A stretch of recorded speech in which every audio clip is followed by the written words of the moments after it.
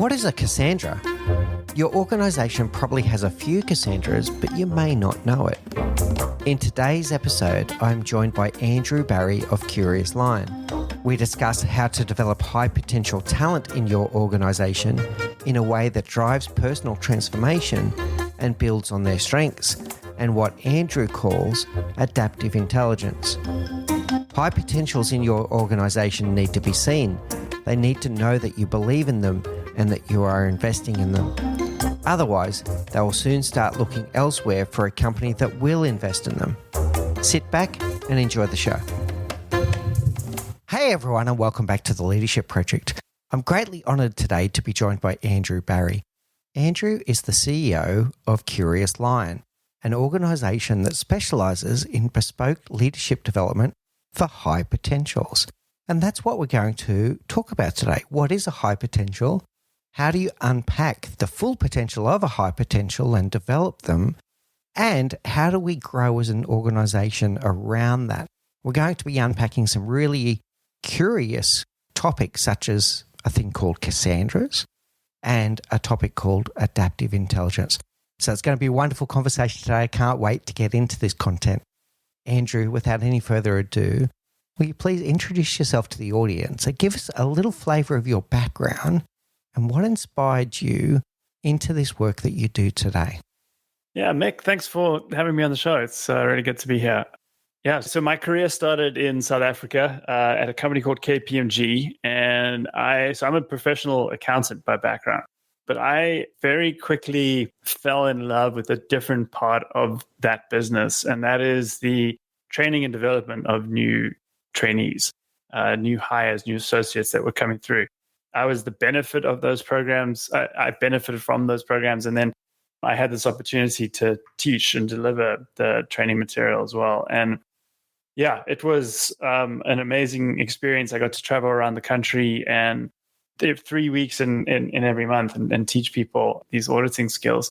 And so from there, my career just took a different direction, sort of left the accounting field and went into teaching, really, which is actually, funny enough, my first ever job when I left high school was to teach high school maths to the new high schoolers. And so I pursued that to America. I came here to develop the material that I had been delivering back in South Africa. And I got more geeked out by adult learning principles, instructional design. I taught myself all of that and eventually moved up into selling executive education for KPMG. And that was where I really felt a niche around leadership training and developing high potential and high performing executives. And from there, I spent a little bit of time in a startup in the hospitality training industry. And then I started Curious Lion. And that's just been our passion. You know, we love developing people. We love helping people realize their potential. And we think we can do that really well by digesting content that's often just thrown at people and make it approachable in a way that they can actually transform themselves. Yeah, really interesting, Andrew. I'm curious to know, what did you learn about leadership yourself in that transition from, I'm going to say, high school teaching through to an organisation like KPMG in the accounting world, through to then KPMG leadership practice?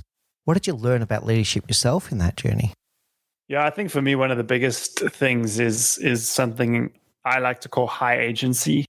It's not a term I invented at all, but it's something that really, for me, captures the thing that I realized most about what progressed me in my career was this ability to basically do the thing that people said was not possible or, wasn't the appropriate path to follow. It wasn't the next step. And I found that when I followed my own curiosity, clearly I think something we'll talk a lot about on this show today, is when I would get the most interested in it, first of all, but then it would lead somewhere interesting, if that makes sense. And I think I learned that if I followed my curiosity more, I would end up in places that I was happy I went to, without sort of planning it out like I'd done very early in my career. And so now, that's one of the things we try and develop in leaders and help people develop this ability to have high agency over your actions. That's really interesting, Andrew. That follows my career as well. Just a quick interjection there. When I was really young, I had this plan. I was going to do this by this age and that by that age, etc. When I let go of that and I just followed my curiosity, developed a growth mindset to go just back myself to try new things and learn new things, greater things happen than what I could have ever have planned for myself. So sometimes you just have to be open to new opportunities and follow your nose. Now, high potentials. Let's get into it more deeply. Let's start with this one. How does an organization identify high potential? I think most organizations have high potential programs of some description. They understand the concept, but what characteristics do you look for, Andrew Barry, to say that someone has high potential? Yeah, so I think agency is definitely one of those. But let's back up a minute. I think for those without perhaps the HR or talent backgrounds, the way these things work is that a company will conduct a talent review once a year or once every 2 years. And what they're looking at is a very popular framework for this called the 9-box. And so if you imagine a sort of 2x2 matrix, or I guess a 3x3 matrix, on the one axis, you've got low performance to high performance. And on the other axis, you've got low potential to high potential. And so the performance one is fairly straightforward, right? Like everyone's been through performance reviews, understands how that process works, whether you agree with it or not. And so you basically rate people along that spectrum. And then the potential one is where it gets potentially a little tricky because it's a very subjective measure. And lots of companies do it in different ways. I will answer your question like how I look for it for my team at Curious Lion. For me, potential is things like agency. It's things like the learning agility, right? Having a high rate of learning, a non-fear of failure. I don't want to say like fearless, but someone that isn't scared of making mistakes and owning up for them. Integrity is also a big one. Growth mindset. It's kind of a composite of all of these things. And so what you end up with is this, chart of people on this spectrum. And where we are most interested in at Curious Lion is that top right-hand corner. So that's your high potential, high performance people. Now, here's the trick here, Mick, is that the part that we are interested in helping and where we think the pain point is what do you do next, right? Now you've done this exercise. And what do you do with the, typically top 10% of people in your company? The first and obvious answer is promote them. Okay. But that's not always possible, right? You can't promote that entire cohort of people right away. So you're going to promote a few of them. Okay, great. Now, what happens when you don't get promoted and you are performing at a high level and have high potential, right? You probably start looking elsewhere, right? So that's a problem for companies. That's a big problem. So what we help them do is, and a lot of companies do this, there's a lot of their other alternatives. And I can talk to some of the ways that I see it done badly. But they'll offer them a program of development. And so as most data shows, other than, career growth opportunities, personal development is a big reason people join companies, leave companies if it's lacking, that kind of thing, right? So they offer professional development programs. And the idea is that these programs will develop people, they will engage people, and then hopefully they will retain these people to the point that they can promote them.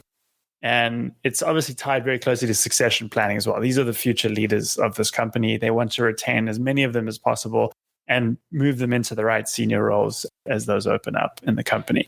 So, let me stop there. And if you have any questions on that, maybe then we can kind of talk through how companies currently approach that. Yeah, so this is quite consistent with all of the organizations that I've worked in as well, Andrew. We've used the 9-box, and that's the way I think of it as well, just to play back the way that you're talking.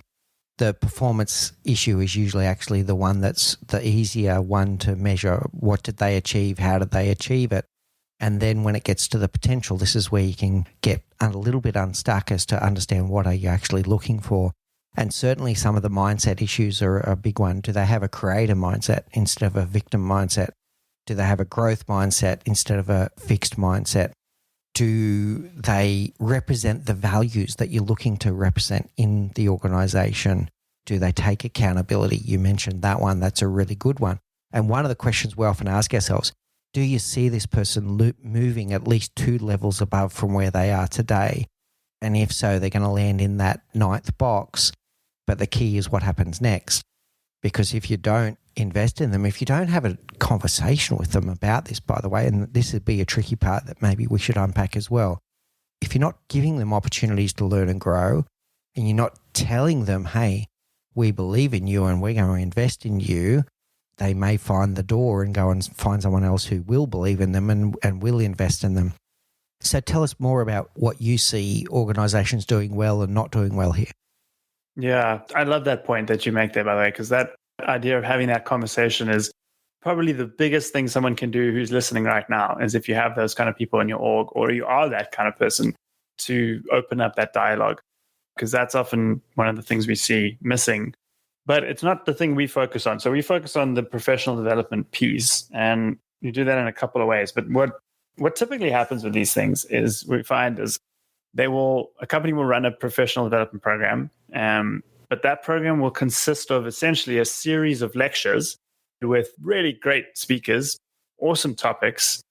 It'll get people really excited in the session, after the session, sort of continue to be excited for about a week or so afterwards, and then they go back to their normal jobs and they tend to forget about it, right? And so maybe these are kind of dotted throughout the year and you get this little bit of a dopamine hit, but you're not really getting anything substantial out of it. Sometimes that is paired with executive coaching, right? So a lot of companies will purchase credits for coaching from platforms, like BetterUp and platforms like that. And what we've seen with some of our clients is that people just don't use those credits. And I think it's because, it's like getting a fitness coach. Like if you have access to a fitness coach, but you're not like motivated to use that person and to actually exercise and all that, you're probably not going to reach out and say, hey, let's start this relationship and do this thing. And so people need coaxing or guidance, or I like to think guidance, to be able to do this. And then they need to be able to do the professional development with other people, because that's the other big part of it. So when you can do this as a community of peers, you develop a lot quicker, and that motivation factor is a lot higher. So that's a big part of why I don't think these programs work. And honestly, one of the main reasons some of our recent clients have been bringing us in is they say, hey, look, we've done these things, we've had these great workshops in the past, and it's been, fine, but we're not seeing any real improvements in people. We're not getting that development. And it's the development that leads to the engagement, which leads to the retention. So you have to get the development right. And I think that's the part that we maniacally focus on, to make sure that every person that goes through it gets that personal transformation. So there's a few things there I'm hearing, Andrew. One is about the importance of the conversation, and I want to unpack that a little bit more before we go further. The next thing I'm hearing is around almost like making them feel there's a purpose to all of this, and bringing them into a cohort where they're learning and seeing from others around them that it's not just them off on their own. Here you go, here's an access to LinkedIn Learning, or like you say, BetterUp, etc. That there's actually some kind of structure to it. Let's come back to a few things, and I want to unpack it a little bit deeper. So in that conversation, and I fully agree with you, and that is a good call to action. If you have high potentials in your organization and they don't know that they're high potential, there might be a chance that they're looking elsewhere to get recognized, to feel seen, to feel heard, to feel like they're valued. So if you're not having those conversations, you're at great risk. How do we make sure that we have those conversations, Andrew, in a way that sets the right expectations? Because if you go the other way, you could end up with a situation where someone thinks they're going to be the CEO by the end of next week, and then they get frustrated when it doesn't happen at the speed that they think it's going to happen. Yeah, that's a great point. I mean, I think the best piece of advice here is avoid making promises, right? Like any kind of specific promise around future accolades, achievements, promotions and stuff is probably not something, it's not something right? So don't go there. I think the conversation needs to be around, hey, we believe in you. Like we see you first and foremost, actually, right? We see you. I think that's a big thing. It's just that simple like recognition to say, we see you, we think you're high potential, we believe in you. And then we're going to show you we're investing in you, right? And then actually show that investment. And I think that is consistently when we run these programs, when they bring the CEO in, to come and talk to the group at some point during the year, that's the message, right? Like you are our, I don't say like most important people, right? But like you are our high important people and we are investing in you. I mean, these programs we're talking about moving people out of the field to come and spend a week, off sites, not working. There's the investment of time for them. So it's a big commitment. But I think that's it, right? I think it's accept recognition, tell them that you believe in them and show them you're investing in them. Yeah, I love it. So we believe in you. That's very powerful words. I see you. Sawabona type concepts, right? So I see you. I believe in you. I'm going to invest in you, but then the actions have to match the words. So I'm going to say another mistake that I've seen. You do these talent reviews. It's on some kind of 12-month cycle where you pull out the talent review every 12 months. The high potentials have got a development plan every 12 months, but are you really putting rubber on the road? Are you following the development plan that you promised the individual? What happens in that 12-month cycle, Andrew, where we can show them that, no, we're actually doing this. We're not just talking about it, we're actually doing it. Well, yeah. So that's the difference between, okay, we're going to get a speaker every quarter. We're going to do a workshop for you, and then kind of that's it. And here's a LinkedIn Learning and a BetterUp, license and go for it. The contrast to that, and this is what we seek to build every single time, is a cohesive, connected program that lasts anywhere between 6 and 12 months, 6 and 9 months, that involves touch points with the whole group, right? That I think must hit a couple of key things. For people of this growth mindset orientation and high performance potential already, you need some stuff on self-awareness. And so we start all our programs with self-awareness. And what we find is that people are craving for it. Like in my own business, I do an annual review every year. And I try to do monthly reviews. That's usually like every quarter. I'm constantly reflecting, and because I dictate my time, right? And not everyone has that luxury. And they find they just don't get time to actually sit and reflect and say, what am I good at, right? Like we do a lot of work on origin story and where do I want to be?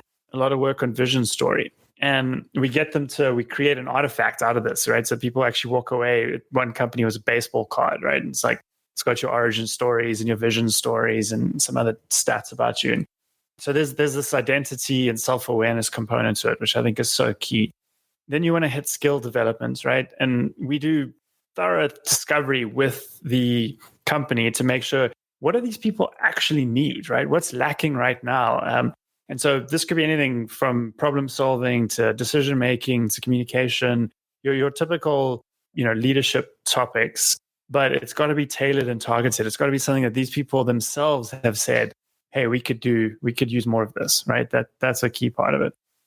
And then I think the third component, which I don't see many people doing, but we do this a lot, and I think some companies are interested in just this part, is this idea of sort of a capstone project. And so if you've got, say, 50 people going through it, that's your top 10%. You then break them out into small groups and they work on a project. And we've tried lots of different ways to do this. Sometimes the projects get set by the company. Sometimes, we come up with those. I think what works best is to allow the groups to come up with their own problem statements or questions. And so we've kind of broken it down into that. So people get to work on what question, what problem do I want to solve? And that's everything from, hey, I don't have access to this data and you do inside my company, right? So like, let's figure out a way to make that more possible. Or this data is not visual. That's another data example. Talent pipelines. Like how do we ensure we've got new talent coming in all the time, right? It's sort of these open-ended, complex questions. And then they work on those questions and they solve them during the course of the program. And they're applying the skills that they're learning in the main sessions. And then they're working on this group work together. And then they present it at the end of the year to leadership. And you can kind of gamify this. You can have prizes and that kind of thing. But what we find with this third element, Mick, is that people generate new IP. They generate new ideas. And there's often these insights that people are having because they've been randomly paired together, or sometimes not so randomly, but they don't know each other from before. And there's a meeting of perspectives there that uncovers some kind of new insight at the company. And often those things can be quite valuable. Yeah, it's really, really good, Andrew. There's a few things I'm picking up there that I'd like to reflect on. The first one is tapping into the agency, the personal agency. One of the values that you were looking for in the high potential in the first place, then bringing them in and having that awareness and that self-reflection of what are you good at? Where do you come from? What experiences have you had up until this point? Where do you want to go? How are we going to get there? So there's a bit of a self-awareness and a bit of guided agency in terms of their own personal development. Then I'm hearing this cohort-based and project-based learning opportunity where they get to roll up their sleeves and do something, not just learn something, but do something. And if you've architected those projects well, it will be a win-win because you might be uncovering and solving a problem in the business that potentially you didn't even know about, but they've seen it at the shop floor. And now we're seeing professional development, professional learning, and some kind of benefit for the company at the same point. How does that reflection sit with you? That was spot on, man. That was spot on. That's exactly it. So let's tap more into this experiential learning, because a lot of people, when they go towards investment in someone, they do think about sending them on a program or send them on some kind of educational program. What role does kind of experiential learning or even lateral moves within the organization play in developing that high potential? Yeah, that's the big one, right? Like, I think this makes me realize there's another alternative we haven't talked about, and that is sending people to executive education programs, which is also something that they do. And they'll probably get that great personal skill development, probably maybe even the personal transformation piece, but you're not going to get that, hey, this is everyone working together, on our stuff thing. And that's the part that may be missing there. But so I think the key thing there is that you've got it in-house and having people moving in a direction that's aligned to the strategic priorities of the business. And what was the question at the end there, Mick? It's about experiential learning then, Andrew. So thinking about whether they might make a lateral move in the organization. They might go and do a special project in sales and tendering department for 6 months or something like that. Yeah, so we did some research a couple of years ago on learning culture and sort of what are some of the key elements that a company needs to have a strong learning culture. And internal rotations and internal promotions are 2 of the 40 things that we found were big influences. So I think that's a huge part of it. And one thing, so that we're getting a little bit outside of the program here, which is not a bad thing because there is a lot more you can do with these high potentials. And I think that is a very practical thing to have placements, or I've even heard of companies that do, kind of manager swaps. So you end up swapping leaders. Like if you're, a new manager, your VPs might swap and you now are led by a new person, which is another growth opportunity, for people. And what I'll say, just to also round it back to the programs, is that you can get close to this without actually moving people in roles. And that is by having people cross-functionally paired and sharing insights and information with each other. We had just one example at a client of ours where someone was in a breakout room, right, in a Zoom meeting, and he's an account executive, and he was talking to an account executive, but in a totally different function, and learned in the breakout room an insight that saved his client about $200,000 or something, right? Like that he was able to basically just like email off to his client and say, hey, I thought about this thing, maybe you can try this, and save them $200,000. And he learned that from someone else in the business that he probably wouldn't have met if it wasn't for that program. So I think that's really cool and provides, so much serendipity. I love this on 2 levels, Andrew. First of all, the thing that you said about rotating the leadership team, that's a really interesting concept as well, because you always learn something new from a new individual, a new leader, a new person that you're working with. Then when you're talking about this pairing up with individuals from different departments, there's many things I'm picking up here. First one is the breaking down of silos. And I think if you talk to most organizations, Andrew, you talk to the CEO and ask them, what things would you like to address in your organization? I think in that first 10 minutes, breaking down silos is going to be something that they say. Getting different departments to talk to each other, to develop that empathy so that this department understands how this department works and how the other department works, and connecting those dots. And then the final part then is the diversity of thought, because then once someone from outside that department looks in and looks at a problem that the department's been having and they scratch their head and go, oh, there's a solution to that. All of a sudden you've got diversity of thought where you might actually solve some of the long-term problems that the business has been holding. How does that sit with you in terms of this kind of diversity of thought, but also the breaking down of barriers? Yeah, I mean, these are like two of the big benefits we talk about from our program. So you're spot on. I was just writing them down here because it's exactly, these are exactly those two things. Yeah, the breaking down silos. One of our most recent clients, a wholesale marketplace for independent retailers here in the US, approached us with one of that being one of their main objectives. We need to break down silos here so that we can. The interesting thing for me there was that it's about making their decision making more rapid. So people were getting kind of bogged down and stuck in. They would see an issue on the platform, for example, and then would need to. There's so many people that have to weigh into that, product and engineering and even legal, and so like being able to understand the perspectives of all those functions is a facilitator in a quick decision, right? So that's huge, the breaking down silos. And then diversity of thought.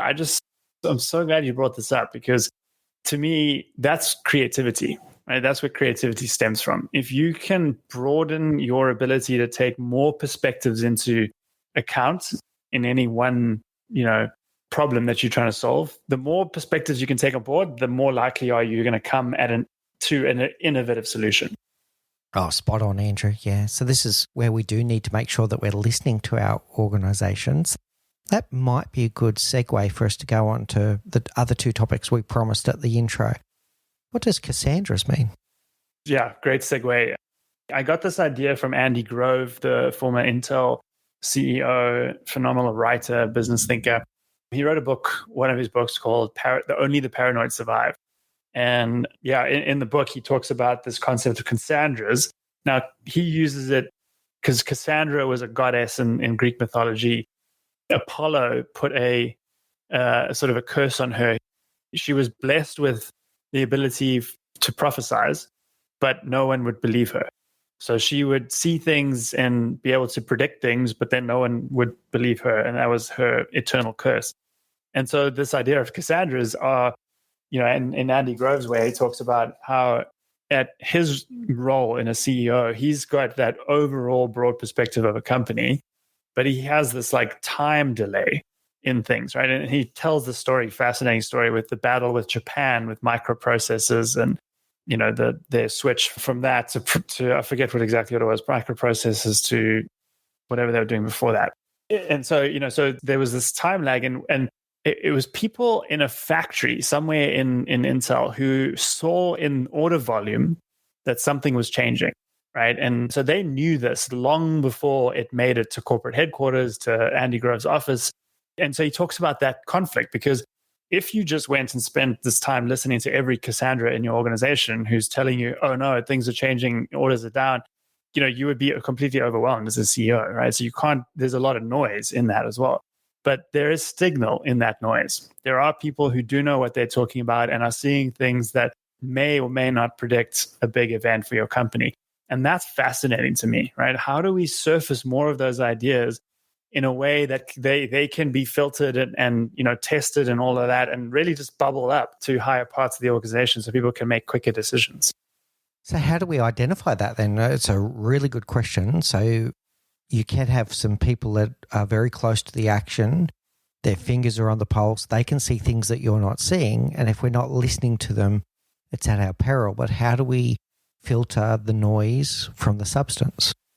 Yeah, I think it goes back to the same sort of ideas we were talking about around the conversation with high potentials, is to have that conversation around, like getting to know people, getting to know, what they don't know, really evaluating their ability on those performance and potential aspects to kind of, there's this thing of, to know what to believe in this world anymore, you kind of have to know what experts to trust, right? And that's a whole nother topic that we could get into, but I like the idea of that. Like, you got to know in your company, who can you trust, who knows what they're talking about, and sort of building that network of understanding. And then from there, listening to people, just spending time to listen to people. I don't do enough of this myself, so I'm not preaching from on high here. But we all need to do better at listening and really kind of understanding the story that people are telling us, and not the bias or assumption that we have about it. Because that's often the barrier, right? That this person is saying something and you're just not actually hearing it. And so, yeah, I think we could talk about both of those things in a lot more detail, but that's 2 rabbit holes. Up to you if you want to go there. I think it's quite deep in both those directions, but I'll tell you what I'm taking away from it. And the word curiosity comes into this. So think about Curious Lion here. The word curiosity does come in here to make sure that we do get curious when someone is being that lighthouse that is alerting us to something that needs our attention, to get curious and then to deeply listen is what I'm taking away from that, Andrew. And deeply listening means, are we just hearing what we want to hear, or are we truly hearing what the message is? And if we're just hearing what we want to hear, or we're making predetermined biases based on what we think of the individual before we hear, we're not actually hearing the message anymore. How does that sit with you? Yeah, I think I agree with that 100%. And I think as a practical call out for your audience, you do this really well. If you're listening to this podcast, listen back to how at the end of every time I'm talking, Mick, you summarize what you hear and you repeat it back to me. And crucially, you ask if you're on point, right? You confirm. And that's the key thing, right? So I think that's a very practical thing people can do, is just repeat back what you think you've heard and ask the person, is that what I heard? Oh, thank you for noticing that, Andrew. That's what I practice. So yeah, I think that's the key to this. Because the person has the opportunity then, Andrew, they can say, no, you missed the point. The most important point was this one. And crucially, right? Because then you're getting closer to the truth. Yeah, really good. All right, let's go on to the other one that we tease people with at the start of the show, which is adaptive intelligence. What is adaptive intelligence, Andrew? Yeah, so that's the name we've given our program, the flagship version of the program that we run. And to me, adaptive intelligence is this ability to think on your feet, this ability to have strong opinions, but hold them loosely, in the sense of I may be wrong and I'm constantly looking for, where I could be wrong or what I could understand more about this. Not thinking that you know everything, not being too certain. Being able to lean into curiosity, like we've talked a lot about, and creativity in this true kind of narrative sense, to be comfortable with, messy ideation and thinking outside the box and coming up with wild ideas, trusting that you will eventually converge on a good idea. Yeah, that's really interesting, Andrew. So one of the things I'm taking away there is a concept that I've heard before is about speak as if you're right, but listen as if you could be wrong. And what I'm hearing from what you're saying here is you need the courage to be able to have the idea pop into your mind, the courage to speak about it, but to speak about it in a way where you're actually following your curiosity to test your idea with other human beings. How does that sit with you? Yeah, that's exactly it, right? And testing your idea is the key part here, because that's what creativity is. That's what actually a lot of what we do is. We test things. We're as humans, we're these predictive machines. We're always trying to predict what's going to happen next. Naturally, our brains are looking at a situation saying, is this familiar? What do I recognize? And trying to kind of infer what's going to happen next. And we can influence that as well, right? We can take some kind of action to that outside world and change it. And so those are all tests. Those are all ways that we can test things, test hypotheses, see what works, get feedback, and adapt, right? And it's that ability to constantly cycle through that, I think, is also so key right now, right? Because if you're still trying to hold on to knowledge as if that was the power, right? Or information as if that was the power, then you kind of faced a losing battle, right? Because you're going to be so far behind. You are already with AI. And so you have to find other ways to stand out. And if anybody's used AI, you're going to know that the way that you interact with it, I think, is the way that we've been talking about, is critical thinking. You've got to really think hard when you work, if you want to get something useful out of an AI. And I think that's all tying to what we're talking about here, is that ability to think on your feet, adapt, test things, get feedback, and change constantly. Yeah, I'm really loving this term, Andrew. I'm going to bring AI into this reflection that I'm about to do. So what I've heard from you is about this ability to think on your feet, and then from that thinking, then even to prompt, which is what AI is all about, prompt engineering, prompt another question. And from that other question, it might even prompt another question. But now each time you ask those questions, you're getting a richer data set where you can make better and potentially quicker, but definitely better answers to the original problem that you're dealing with. And if I build into that thought that you don't need to know all the answers, but you do have to have the courage to ask all the right questions. So the curious mind would be, oh, that's really interesting, Andrew. Tell me more about that. And whether that's another individual or it's an AI generative tool that you go, oh, that's really interesting. What if that's true, what if, blah, blah, blah, and then all of a sudden you're off on a new chain? How does that sit with you? Yeah, that's exactly it, right? And the thing is to be uncomfortable with that, because that is, that you're just to have a question and then for that to lead to another question and potentially another question, that makes a lot of people uncomfortable, right? That ambiguity, that uncertainty of, like people want closure. They want to answer the question. And, AI answers questions. Like you don't have to answer anything, right? Like you might be doing a disservice by stopping your thought process too soon, And so I think that's a big part of it as well. I think rejecting certainty is something that a lot of leaders could lean more into. Rejecting certainty. I love this. This is going to be really good. Rejecting certainty, get more curious, ask better questions.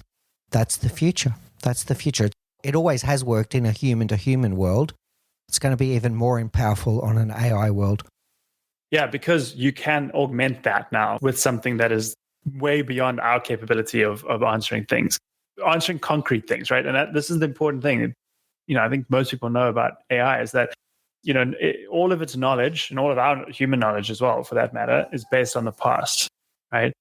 All of our decisions are set in the future or about the future, right? And so AI is never going to be able to help with that. AI is only trained on the past knowledge. It can infer and it can make up stuff like I'm not talking about hallucinations here, but it can infer things based on the knowledge it has. But that's incomplete. There's always new information, right? And we as humans are best equipped to take that information on. I think we're tapping onto something really important here, the difference between artificial intelligence and true cognitive intelligence is that ability to extrapolate and to ask that what if question.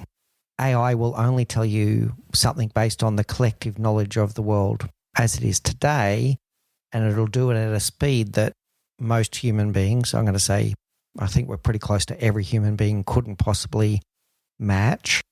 But what it can't do is to go, oh, like I said before, if that is true, I wonder if that means that this is true. That ability to extrapolate. So, okay, this is fascinating. And I was going to save this. I might save the person's name and book for one of the questions at the end as a teaser for the reader, for the listeners. But yes, this is such an important concept. And it's sort of rooted in narrative intelligence or narrative theories of creativity, which is that creativity is literally the ability to speculate on cause and effect, to go, if this, then that, and to come up with and invent that next thing, right? And we have a sort of logical brain and a narrative brain. Our logical brain thinks in abstract labels, categories, definitions after the fact. It's the knowledge that has passed, right? And it's useful, obviously. Like it keeps us organized. It helps us take action. Like we need that part of our brain, obviously. The right side of our brain, which is actually the least used side in professional settings, is the side that can do speculation. It's the side that can spot exceptional information, right? Like our left brain is trained to think in, this is the pattern, right? Here's the bell curve. The right brain sees the things on the ends of the bell curve, It's things like that, and that ability, the what if sort of ability that you mentioned as well. Yeah, fascinating topic. Yeah, really good, Andrew. I'm going to give a little bit of a summary now, and we'll go to those final 4 questions. So for everyone listening today, listen to everything that Andrew and I have been discussing today. So you do have high potentials in your organization, and you do need the ability to recognize and to celebrate them and to invest in them. So high potentials, how do we pick them? Yes, they are the high performers. they're also the ones that have got the most potential. Can you see them moving forward in the organization? Do they represent the values that you're looking for in the organization? Do they have the right mindset? Then we need to tell them. We need to have that conversation with them so that they know that this is how that they're considered, that we believe in you. We see you, we believe in you, and we're going to invest in you. Then the actions have to match the word. And the investment can come in all kinds of ways. It can come in programs, can come in cohort-based programs, project-based work, sending them off on external programs if necessary, but giving them the experiential learning where they can start stretching their legs and starting to understand more about the business and more about themselves. The more about themselves is really interesting because it's that self-awareness to go, okay, where have I come from? What's my origin story? What am I good at now? Where are my areas where I might need to double down on? Where are the areas I might need to work on, like some weaknesses? And we have almost like a bespoke development plan for the individual so that they can stretch their legs. And if you do that in a clever way, you can do it in a way, particularly around these cohorts and projects and buddying up with other departments, you might get some business benefits along the way, breaking down barriers, solving long-term problems, maybe even some problems that you didn't even know existed. The Cassandra's element is making sure that we're tapping into and listening into those people in the organizations that are able to see things that you're not seeing, and making sure that when we listen to them, that we're truly deeply listening to them. And then this adaptive intelligence to be able to have our antenna up and to be able to see and hear and understand what's happening in our business and have the ability to ask better questions. Whether that is with an AI tool or another human being, adaptive intelligence is the thinking on your feet, but it's not thinking on your feet to think that you have all the answers and give the instant answer. It's to think on your feet and then ask better questions and follow your curiosity. Absolutely fascinating conversation, Andrew. I really appreciate your time today going through that. Let's go now to our final 4 questions, which are the same 4 questions we ask all of our guests. What's the one thing you know now, Andrew Barry, that you wish you knew when you were 20? Yeah, it's funny. I wrote this down before we had this conversation, and then it really kind of summarizes it. You don't really know what's going to happen. You know, when I was 20, 21, I thought I knew everything that was going to happen. You know, I just graduated high school. You know, I was in a business education degree. I was becoming an accountant. I thought I was going to be a CEO of a company in South Africa. All right, that was the goal. And here I am, a CEO of my own company in America, and it's not at all. It wasn't linear to get you. You know, it was very up and down. So I think that would probably be the biggest thing. If I had known that then, I would have been less stressed about getting everything right. I'm going to add something here if you don't mind. I love this. You don't know what's going to happen, and that can either be scary or exciting. And you get to decide which one that is. You get to decide whether it's scary or it's exciting, and you create. Yeah, very good. Love it. Okay, what's your favorite book? Yeah, so I'm gonna use. So I was just referencing now narrative theories of creativity. A friend of mine, an amazing professor at Ohio State called Dr. Angus Fletcher, has written a bunch of books on that idea. And the one I would recommend, the one I started with and kind of got into Angus's thinking, is a book called Wonderworks. And what he does in this book, and he's written other kind of more like manuals and sort of scientific stuff. And for people who are not as geeked out about this as me, I would probably stay away from those. Go with Wonderworks, because Wonderworks is a book about, his premise of the book is that stories are a technology we invented as humans to help us solve the most existential problems that we face, right? Things like, does God exist, right? Like, why are we here on this planet? You know, like love, grief, all these kind of things. And he breaks it down 25 different of these problems, grief, love, all these different things, and shows like how story was sort of invented from, way back when literature sort of first came about. So it's very fascinating. And then the premise then becomes like, oh, if that's what stories do, then what else can we use them for? Oh, I love it. This is really cool. I'm going to look into that one. I've not heard of it, so I'm going to look into that one. I'm going to read that one myself. Really good. What's your favorite quote? Yeah, I wrote it down here. It's 2 quotes that I think speak to the same thing. So the one is, all models are wrong, but some are useful. you're smiling at. You've obviously heard that one before. George Box, a British statistician. And then Alfred Korzybski said that the map is not the territory. And both of these really speak to this idea that what we talked about, right? Like all our knowledge is based on the past. All our decisions are about the future. And we don't know what's going to happen.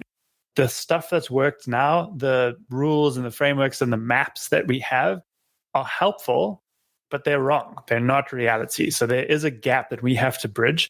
And I believe that that's adaptive intelligence. Oh, yeah. That's interesting. So the rest of the map has not been finished. You get to grab hold of the pen. You get to have a bit of agency and creativity here, and you get to help illustrate how the story finishes. I love it. Whoa. Very powerful, Andrew. And finally, people are going to be really interested in this conversation, whether it's the things that we've been talking about at the end or the programs that you do for high potentials. How do people find you, Andrew? Yeah, so LinkedIn is definitely the best way. I am very active on there. If anybody wants to actually engage with me, just comment on one of my posts and we can start a conversation. And then I will send you a link, Mick, and I'm sure anybody listening will find it in the show notes for an email course we created on adaptive intelligence. It's a free course. It's 6 emails, I think, and I'll give you a bit more in depth about what we talked about today.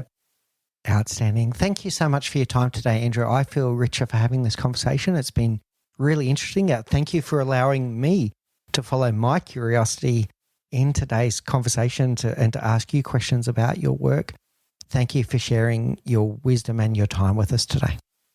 Oh, thank you so much for having me, Mick. You've been listening to The Leadership Project. In the next episode, it will be a solo cast where I share my reflections of everything I learnt from Andrew Barry and my own reflections of where I see companies go wrong and sometimes very right in the way that they develop high potential talent in their organizations. Next week, I'll be joined by 2 amazing guests, Adele Gambardella and Chip Massey. Adele is an expert in crisis communication and Chip is an ex-FBI hostage negotiator, and we're going to be talking about their book, Convince Me. If you are enjoying our content, please do make sure that you subscribe to the Leadership Project YouTube channel and to our mailing list. On the YouTube channel, we have weekly videos, video podcasts, and live stream shows for you to take your leadership to the next level. And our weekly newsletter shares with you highlights from the world of leadership. Thank you for listening to The Leadership Project at mickspears.com. A huge call out to Faris Sadek for his video editing of all of our video content, and to all of the team at TLP. Joanne Goes On, Gerald Calabo, and my amazing wife, Say Spears. I could not do this show without you. Don't forget to subscribe to the Leadership Project YouTube channel, where we bring you interesting videos each and every week. And you can follow us on social, particularly on LinkedIn, Facebook, and Instagram. Now, in the meantime, please do take care, look out for each other, and join us on this journey as we learn together and lead together.